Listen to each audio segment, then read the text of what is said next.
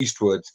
Initially, in the early stages of Islam in India, of course, there were hardly any Muslims in India. So many scholars actually came from the Central Asian region. Right. Now, not many people know this, that India initially was taken by the Arabs, of course, from the southern territory called Sindh and South Punjab.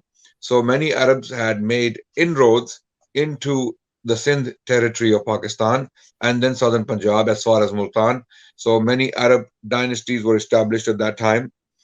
First the Umayyads, then the Abbasids came, and then after the Abbasids, the Ismailis appeared Right. somehow, and then the Ghaznavids from the north invaded to basically do away with the Ismailis. So this is very dynamic history. So initially, when the Arabs brought Islam with them, they brought their own version of Islam. In fact, some scholars state that the first school of thought to have been established in the Indian subcontinent was the Zahiri school of thought in a city called Mansura.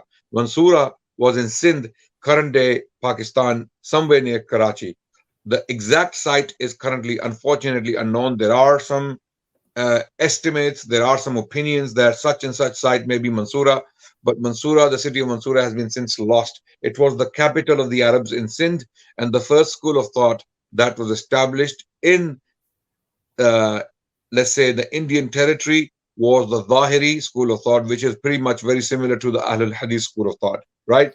This is very much testified to by travelers who traveled to Mansura at that time, early travelers, and they had testified that people who live in Mansura or in these Arab cities of Sindh, they speak the Iraqi dialect of Arabic, and they are following the Zahiri school of thought. In other Right. words, they were very close. Yeah, sorry. Yes, I was going to say, yeah, you had in the early formative years or decades, let's say, of Islam in India, you had basically two Arabic-speaking principalities. Then you had Mansura, which was founded by, how should we describe it, a career rebel, Mansur bin Jamhur, and in Multan was also an Arab principality. And of course, they came with the Arab train, as you mentioned, the Bani Umayyah, who were Athari anyway, and so Zahiriya is a kind of expression of that. Let's say it's a flavor, jurisprudential flavor of that, as opposed to a creedal. The creedal was, with the exception of Mansur bin Jamhur, the creed itself was what now I guess Ahlul Hadith would back project, right, and say, we're of the people of the Hadith. And then, and then I guess that's what happens, right? When you have like you have from Bani the Umayyads go to the Abbasids, when you have that tumultuous, for want of a better term, revolution, then you tend not to be concerned so much with the periphery. You tend to want to consolidate the power base, which is obviously in Iraq or Syria to Iraq. So the ends kind of fly away. So obviously Spain became an independent Umayyad kingdom, and then India or Sindh kind of broke off. The Abbasids didn't really give it too much time, and as you said, the Qaramita, the Ismailis took over. And then you had, as you mentioned, we get into this now, I guess more, you had a non-Arab adventurers coming from the north, the Ghaznavids, Indian Mamluks, Lodis and so on, and the Sultanates, all the way to the Mughals. So of course, this is something quite significantly different. Not only they're not Arabs, but also they don't share that one universal or global caliphate type of background, the kind of semi or independent or fully independent new empires. So give us a brief overview then of these post-Umayyad, Turkic, Persian, Mongol, wherever they were, new dynasties, just as an overview, and then we can maybe get into more details.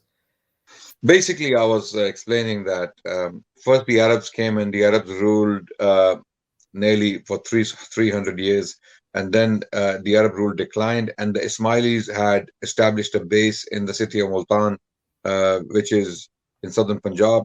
And then Sultan Mahmud Ghaznavi, who was the ruler of Ghazna in Afghanistan, he basically wanted to somehow conquer or completely decimate the Ismaili presence in India. And the inspiration definitely came from Baghdad, because the Caliph had already heard about Ismaili stronghold in India. like there was one in Yemen. mm, And by this time, the Fatimids were also in power in Egypt. So the Ismailis were spreading all over the world with the Dawah. So Sultan Mahmud Ghaznavi basically decided to invade India, partly due to the Ismailis and partly to attack the temple of Somnath, because there was a lot of money there. There was a lot of mm. gold there. A lot of people think that Mahmud Ghaznavi was after the destruction of the Hindu religion. He wasn't. He was simply interested in the money in that temple, like all kings would be. And Right, this was an Indian phenomenon. Many Indian kings would invade territories, and the first thing they would do is to go to temple and loot the treasure. So right, the treasure would be kept at the temple. That's why many scholars have highlighted this is why mosques were not attacked, because there was no money kept in mosques, right? But in temples, there were vaults, there were basements full of gold and silver, basically offerings given by the devotees to the temple and to the idol, and those offerings were kept by the temple priests in a specific area within the temple. That's why temples were targets of uh, aggression of different conquerors. So Mahmud Ghaznavi basically he took the treasure from the temple. Obviously, he was a king. He invaded territories to gain strength and influence.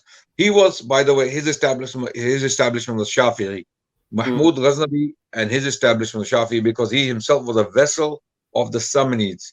yeah, Samanids were a Central Asian dynasty representing the house of Abbas, Banu Abbas. It was an Abbasid dynasty in the 4th century of Islam. Their peak was in the 4th century of Islam, from 300 to 400s, right?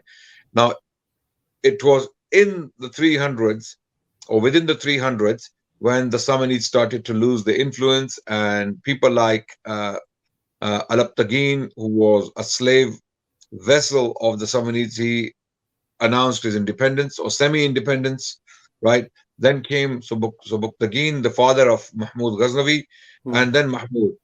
So Mahmud became a very ambitious man. He wanted to extend or expand his territory.